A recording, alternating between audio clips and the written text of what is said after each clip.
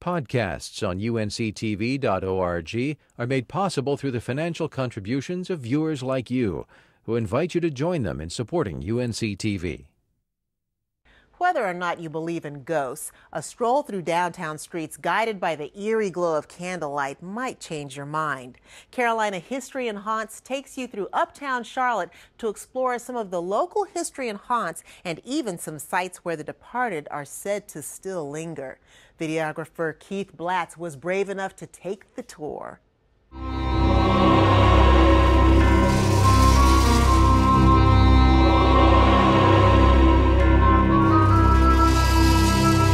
Welcome to Carolina History and Haunts. My name is Dan. I will be your tour guide tonight.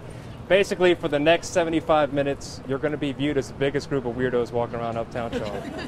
Because you're following me. I'm dressed like this. It's not Halloween time, but it's going to be a lot of fun.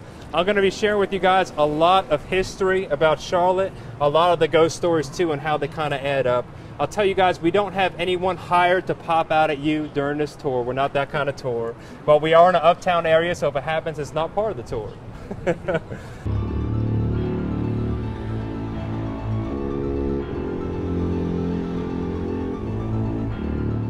Americans surrounded this town. They were not going to let Cornwallis in here that easy.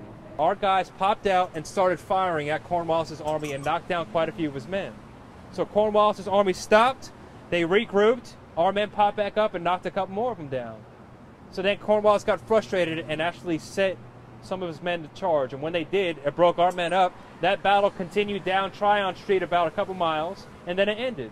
And the British won the battle. It was known as the Battle of Charlotte. But the fact that it was even known as a battle is absolutely amazing, because it was 20-something of us versus Cornwallis's army. Cornwallis was quoted as saying that Charlotte's a very agreeable town, but being here is like living in a hornet's nest. The Charlotte Hornets. That's why it was called the Charlotte Hornets. That's why the cop cars have the hornet's nest on it. Every historical marker you see has a little hornet's nest on it. That's why, because of what happened during that time period. I loved it. I enjoyed the history part the most because I've lived here my whole life and I didn't know these things. I mean, I knew that some of these buildings were old, but I never knew that was a hospital, and the stories about the Dunhill. And the history part, I think everybody in Charlotte should come just to see. Because if I've been here this long and didn't know it, I can imagine, you know, new people in the area. It was great.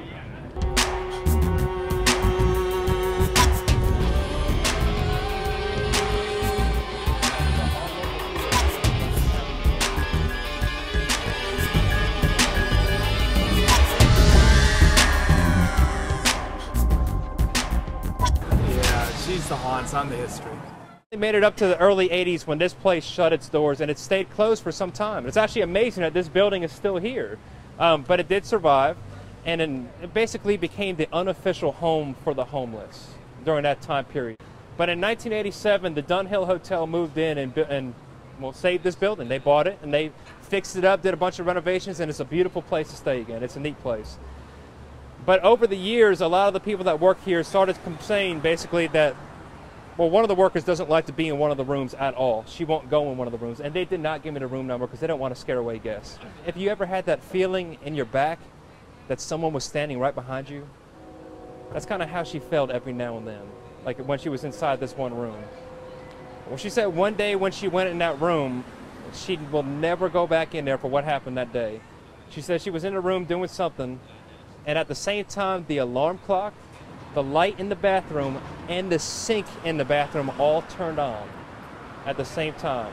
She ran out of that room and did not touch anything, and she is never going back in that room. I think it's just a great way to get to know a city in general, to do a ghost tour, because you learn the history behind it, but you also get a little bit of the fear factor, the creepy behind it, something people don't always hear in a history book. I've known people who have said that they've experienced ghosts, so I guess I'm open to it, but I'm not sure. Our tour is a good balance of history and haunts. For those who come out for the ghost stories, we have plenty of them. And for those who come out for the history, we tell plenty of that, and we add them both together, and it adds up, and it all makes sense for why some of the ghost stories happen where and how they do. As crazy as people think ghost stories are, every single town has its own ghost story. Every town does, and these are Charlotte's. So I really appreciate you guys coming out to where I could share them with you tonight. Thank you so much. I really appreciate it.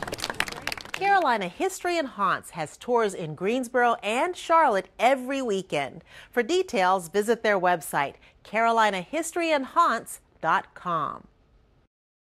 Podcasts on UNC-TV.org are made possible through the financial contributions of viewers like you, who invite you to join them in supporting UNC-TV.